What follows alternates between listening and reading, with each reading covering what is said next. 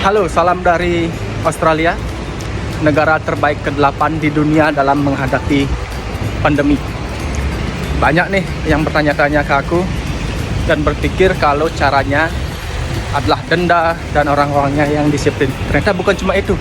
Ini dia alasannya. Maybe I'm a bird following the season. Ada seorang customer langganan di sini. Bapaknya itu dari Melbourne, ibunya dari Bali.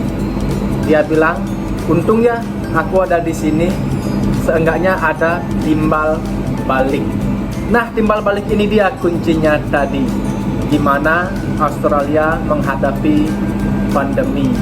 Dari sudut pandangku sendiri, timbal baliknya itu terlalu banyak malah. Kalau untuk orang yang kehilangan pekerjaan, diberikan paket bantuan yang masih ada sampai sekarang meskipun kasus sudah nol, namanya job seeker.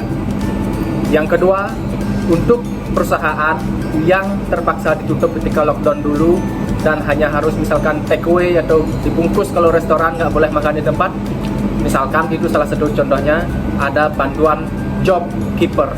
Untuk anak kos yang kehilangan pekerjaan atau mengalami kesulitan finansial, ada dana bantuan, apa ya namanya, lupa, yang jelas itu sekitar $3.000 atau 30 juta rupiah. Di tes ada bantuan $450 dalam masa menunggu hasil tes sehari 2 hari karena kehilangan pekerjaan atau shift 1-2 kali. Untuk yang kena ada bantuan stay at home, itu 1.500, 15 juta rupiah. Dan masih ada beberapa bantuan-bantuan lagi yang nggak bisa aku sebutin satu-satu.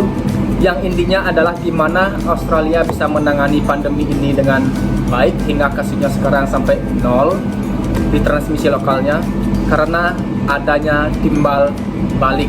Jadi warganya itu dijamin apa istilahnya ya, government welfare, kesejahteraannya, perutnya, finansialnya, biar nggak stres. Makanya kebanyakan orang pasti nurut lah ya, kalau udah kalau government udah support, memberikan apa yang mereka butuhkan, pasti nurut. Jadi bukan karena denda aja. Orang takut nih melanggar aturan karena didenda, enggak, dikasih dulu apa yang mereka butuhkan. Baru nanti kalau mereka melanggar kena denda, ya udah itu normal karena udah disupport dulu ya, untuk kebutuhan mereka.